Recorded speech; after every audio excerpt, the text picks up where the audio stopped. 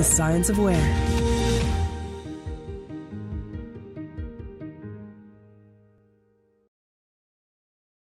Nuestro siguiente ponente es Alejandro Mena, es el subdirector de desarrollo de negocio de Redexis. Redexis, no sé si conocéis Redexis. Redexis es una empresa que inicialmente se centró en el negocio de la distribución de gas, como digamos un actor bastante novedoso, y ha diversificado su actividad a otras áreas muy interesantes. Este es otro de los casos de ejemplo que me pareció importante si podía venir a contarlo, porque explica muy bien una cosa, y es: está claro que el hacer un análisis del potencial solar de los tejados de las casas y de las empresas a la hora de decidir si poner paneles y aprovechar la generación solar, eso es GIS del libro. O sea, el algoritmo que lleva todo esto, cualquiera utilizaría un GIS para esto.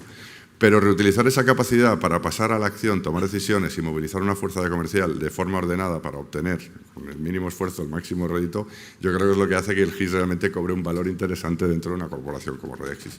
No creo que me haya equivocado, ¿no? Entonces, yo quiero que os lo cuenten y sobre todo que vais a enseñar algo en vivo también. Gracias a vosotros. Bueno, Juan ha contado mucho, de hecho, de cómo queríamos empezar, ¿no? Dentro de ese perímetro que os ha puesto Juan, queríamos poneros un poco más en contexto.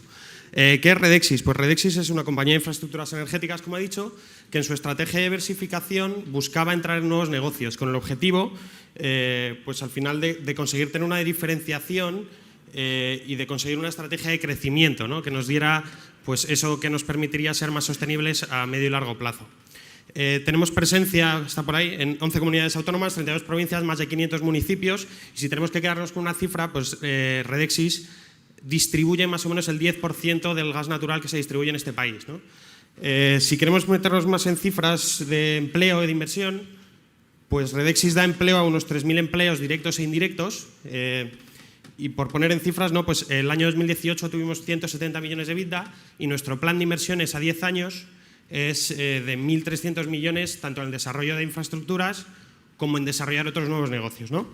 Y en este contexto pues queríamos explicar por qué Redexis ha decidido meterse en un negocio de comercialización de fotovoltaica. Ya os he contado que es por una estrategia de crecimiento y diversificación y porque queríamos validar una serie de hipótesis, ¿no? La primera de las hipótesis era que éramos capaces de ofrecer una solución personalizada a los clientes, ¿no? La comercialización de instalaciones fotovoltaicas, siendo un producto nuevo, hay mucho desconocimiento y es vital hacer que la gente entienda que esa solución es la suya, no es una solución genérica, sino que estamos desarrollando la solución perfecta, la instalación perfecta y la que optimiza pues al final el recurso que tiene cada uno en su tejado. Para eso es fundamental tener un configurador. El configurador es diferencial y es una de las hipótesis que teníamos que validar y que queríamos desarrollar. El canal es otra de las hipótesis. Nosotros hemos elegido un canal door-to-door, que son de vendedores a puerta fría, que como sabéis es un canal que es muy caro de mantener y que si no tiene resultados, pues al final hace insostenible los negocios. La manera que teníamos de validar eso es teniendo un control, una capacidad de controlar la actividad de ese canal door-to-door para llevarlo a ratios que fueran rentables, ¿no? La planificación y el seguimiento de esa actividad es otra de las cosas que queríamos gestionar con la solución que hemos desarrollado, ¿no?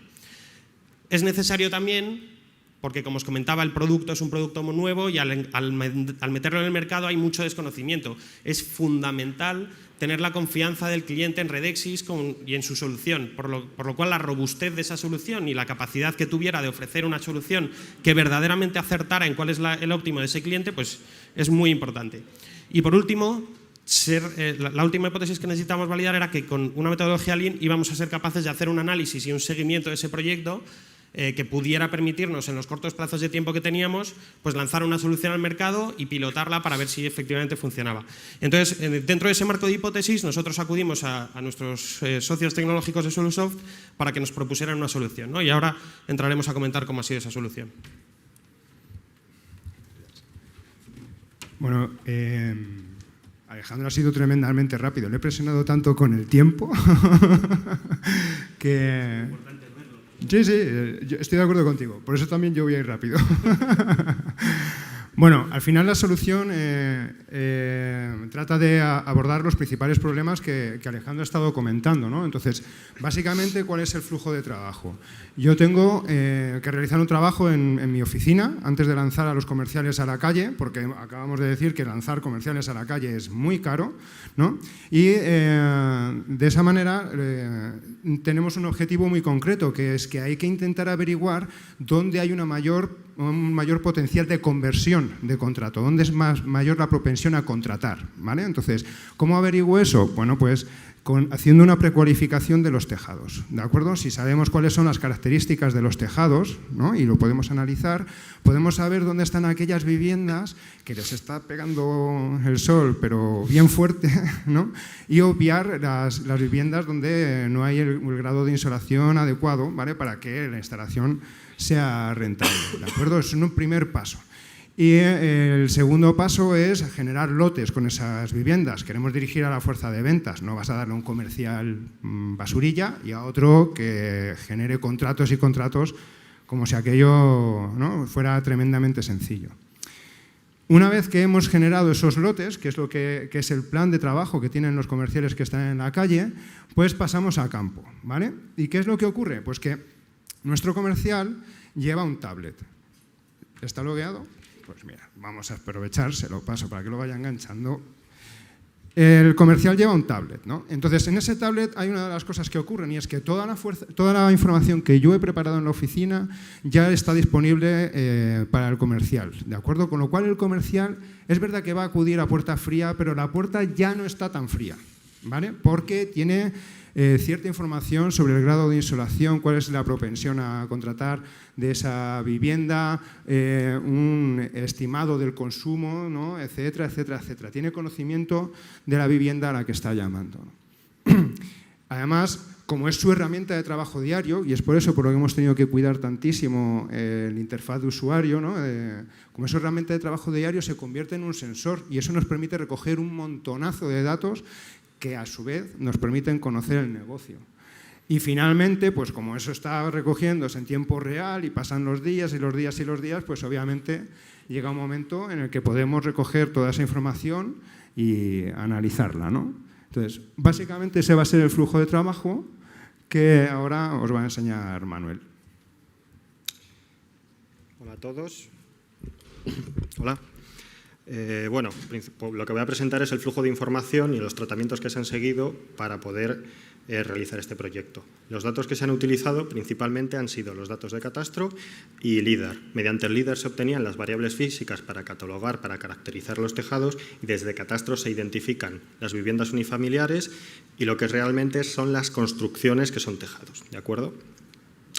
Esto que estamos viendo es la información de catastro. Vemos una capa en un azul clarito, que son las parcelas de catastro, los cuales seleccionamos y obtuvimos únicamente las que son viviendas unifamiliares, que están en un azul un poquito más oscuro, y luego seleccionamos los que son los tejados. Eliminamos otro tipo de construcciones, como pueden ser ventanales, piscinas y demás. Estos son los datos al final que queremos enriquecer con información del terreno. Esto se deja en ese momento de lado y se empieza a trabajar con información LIDAR, ¿de acuerdo? Mediante la información LIDAR lo que se obtiene al final son distintos modelos digitales como son, en este caso, la orientación. Aquí vemos representado en verde los tejados, bueno, en este caso las orientaciones que dan cara al sur, ¿de acuerdo? Y en rojo los que dan cara al norte. En este caso el sur es una mejor orientación para poner los paneles porque obtienes un mayor rendimiento. Otras de las variables que son interesantes para caracterizar los tejados, pues en este caso es la pendiente, ¿de acuerdo? Y otra de los modelos digitales que se obtuvo fue el de sombras. Además, también se obtuvieron y se enriquecieron los datos con información de la irradiación de la zona, que fue de otras fuentes.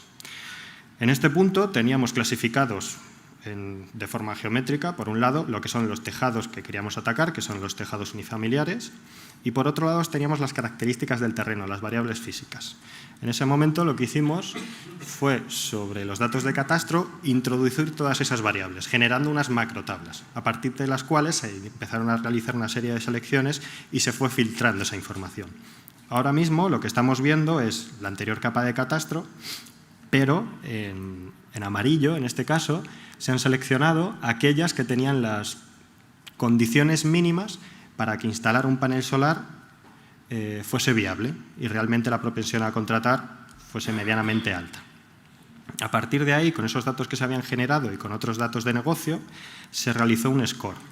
Ese score nos indica un poquito lo que viene siendo la propensión a contratar. En este caso están representados en verdes aquellas construcciones que tienen un tejado cuyas características ofrecen un mejor rendimiento a la hora de instalar paneles solares, ¿vale?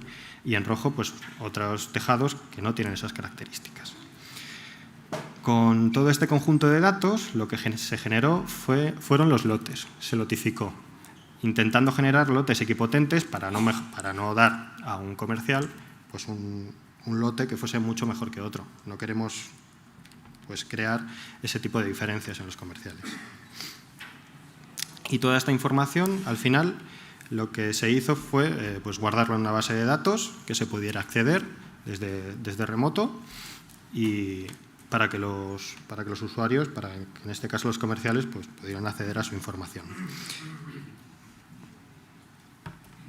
Vamos a... Mientras lo carga Manuel, imaginad la diferencia de ir, siendo un comercial, a puerta fría, ir paseando por la calle, simplemente tocando puertas, intentando ver si la gente tiene interés, pero sin saber muy bien qué le vas a poder ofrecer, de ofrecerle ya directamente un estudio casi personalizado en el que sabes si para ese cliente en concreto, ese chalet y no el vecino, tiene potencial de hacer esa instalación y cómo de rentable va a ser. Pues es muy distinto, sobre todo para animar al propio comercial que va con una mentalidad totalmente distinta, como para mejorar el éxito comercial y optimizarlo, ¿no? A ver si se puede ver la tablet. Vale, ahora lo que vamos a ver es la interfaz de la aplicación. Está habiendo problemas de conexión. De acuerdo. Vale, esta es la interfaz que vería el usuario, el comercial, ¿de acuerdo? Un comercial tiene asignado una cantidad de lotes. En este caso estamos en la cuenta de un comercial que tiene asignado unos lotes y cada uno de los lotes pues tiene una serie de viviendas. Vamos a simular que somos el comercial y vamos a ir a esta casa. Lo primero que le aparece al comercial es esa caracterización, ¿de acuerdo? Tiene el número de tejados, orientación, pues lo que hemos estado hablando. Vamos a simular que tocamos en la puerta y que nos abren.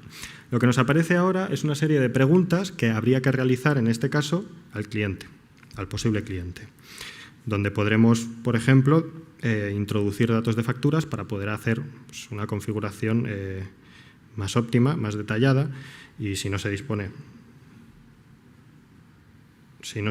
de ella, pues bueno, se puede introducir un gasto estimado. Al final, con la información del terreno, por así decirlo, que podría haber sido modificada por el comercial, si viese, por ejemplo, que la orientación era la adecuada, la podía haber modificado en los pasos anteriores, lo que se realiza es una optimización, ¿de acuerdo? Dependiendo del espacio que tenga la construcción, dependiendo de la orientación, te va a generar, por ejemplo, un número de paneles óptimo. Y en base a eso lo que se va a intentar generar es un ahorro mayor, ¿de acuerdo? Esto es lo que se iría viendo, todo esto lo podría ver el cliente y al final se podría ver el resumen en un PDF, ¿de acuerdo? Donde podría ver todas las estadísticas que hemos estado viendo, así como los datos de la instalación. Y de esta forma cubriríamos el ciclo comercial. Como acabáis de ver, ¿no? Al final, haciendo el resumen, tenemos todos los datos físicos de un tejado para eliminar aquellos tejados que sabemos que no van a contratar energía solar. Se aplican otra serie de reglas de negocio para saber exactamente cuáles son los interesantes y dirigimos la fuerza comercial con una herramienta que permite generar un diálogo con el cliente, ¿no? Es una herramienta que asiste al comercial en esa labor y que a la vez está reforzando la imagen de marca de Redexis, ¿no? Entonces, con ese trabajo diario, pues al final tendríamos toda la parte de análisis de información, que esa no la vamos a enseñar. Eso tendríamos que matarla, efectivamente, a todos y no está bien. No, y el diálogo, que es lo que comentaba Sergio, es un diálogo finalista, en el que en la primera conversación con el cliente, si el cliente quiere, ya le podemos entregar una oferta, que es lo que os he enseñado a manos desde la tablet, un PDF, se genera y se le puede enviar por correo, ¿no? Eso cambia radicalmente la manera de funcionar, la manera de trabajar. No podemos contar cifras, pero sí que podemos hablar un poco de los éxitos y los aprendizajes que hemos obtenido en este proyecto, ¿no? Los éxitos es que usando esa metodología Lean, y esa metodología Scrum, pues hemos conseguido tener un MVP en fecha del producto. Teníamos solo 3 meses para desarrollarlo y hemos conseguido llegar a tenerlo. Evidentemente algunas cosas han salido, otras han entrado, pero ha sido un éxito en ese aspecto. Hemos validado las hipótesis que os poníamos al principio y somos capaces de entender cómo el canal puede funcionar, puede no funcionar, qué éxito tiene, cómo de bien es para él y qué valor le aporta al canal, no solo al cliente, sino también al canal, el ir con esta herramienta en la mano. Y hemos obtenido un conocimiento de negocio que de otra manera no hubiéramos tenido. Al final, el comercial va con una tablet que es un sensor, es una suerte de sensor que capta pues desde cómo él se va moviendo, cómo tiene capacidades comerciales, qué éxito tiene y el feedback del cliente. Si tiene reglas que pues en una zona funcionan muy bien, en otra zona no ha funcionado, por qué puede ser, y nos permite luego tener toda esa información para analizarla y ver por dónde podemos ir con el negocio, ¿no?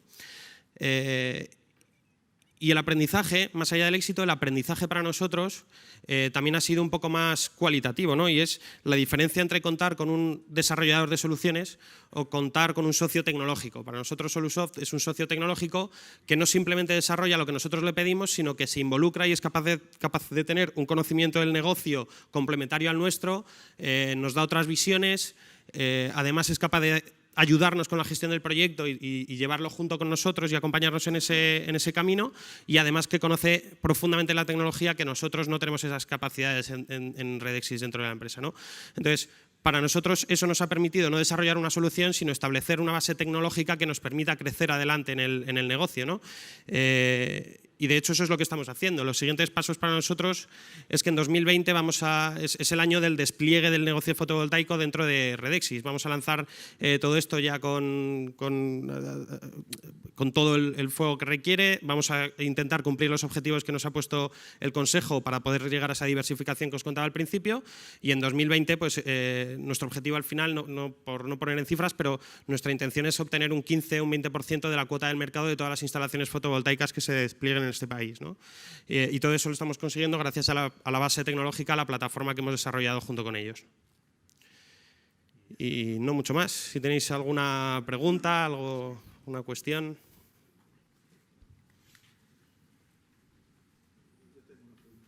Dinos. Muchas gracias. Espera, sí. ¿Usan también datos de la capacidad de la red eléctrica en esto? Para ver si hay capacidad donde quieren instalar solar.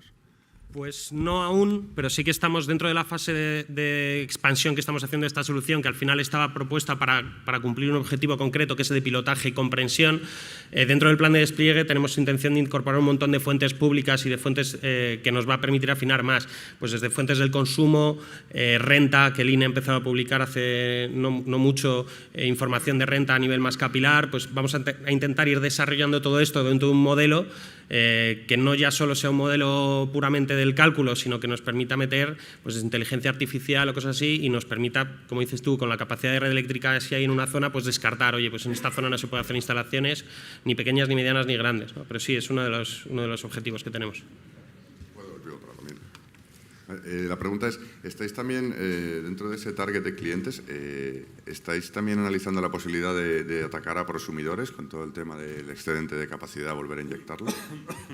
Sí, de hecho, estas soluciones para chalets unifamiliares, que al final con la nueva regulación se permite la compensación de excedentes simplificada, que se llama, que es que te paguen por la energía que generas y no consumes. Y dentro de los cálculos que se generan con la tablet ya valorizamos esto, aunque la regulación todavía no esté 100% lanzada y afectada, pero sí que nosotros hacemos una valorización de cuánto sería lo que se pagaría a esta persona por el vertido y lo metemos dentro de su cálculo económico. Además que incorporaremos información de subvenciones, bonificaciones, que también es un punto muy importante para la toma de decisión del cliente final, ¿no?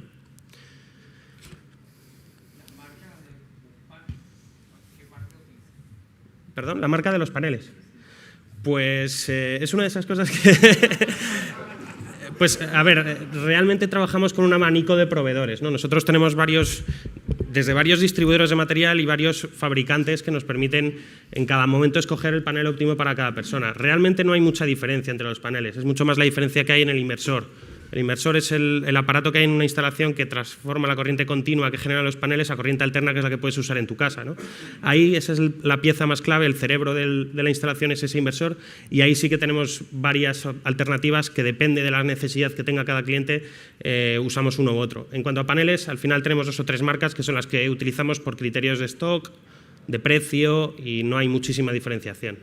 Trabajamos con Trina Solar, con Jingli, hemos llegado a plantear LGs. LG es como la marca súper diferencial porque es cara, pero tiene tecnologías muy distintas que permiten optimizar más, pero no a todo el mundo le viene bien. También ofrecíamos inicialmente instalación de baterías. Con la compensación de excedentes, la verdad es que los números para un cliente residencial de la instalación de baterías no tienen demasiado sentido. O sea, puede ser que alguien las necesite o las quiera, pues desde para aislarse directamente de la red o cosas así, pero en general la instalación de baterías, pese a que nosotros la ofrecemos y la tenemos dentro de nuestra solución, no es algo que la gente nos esté cogiendo.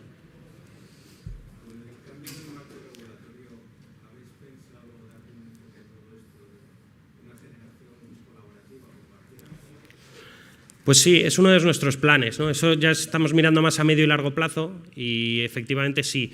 De hecho, no entrar mucho en detalle, pero en 2020 una de las cosas que estamos haciendo es abrir nuestro abanico de canal. No solo vamos a vender esto a través de vendedores a puerta fría, sino que vamos a hacer una estrategia de marca nativa digital en el que vamos a entrar mucho más en esos mundos. Una de las cosas que queremos explorar, porque todavía no está muy claro cómo va a poder ser, es esta parte de economía colaborativa donde a lo mejor se puedan hacer que uno genere y le ceda energía generada al vecino o a su primo que vive a 500 kilómetros.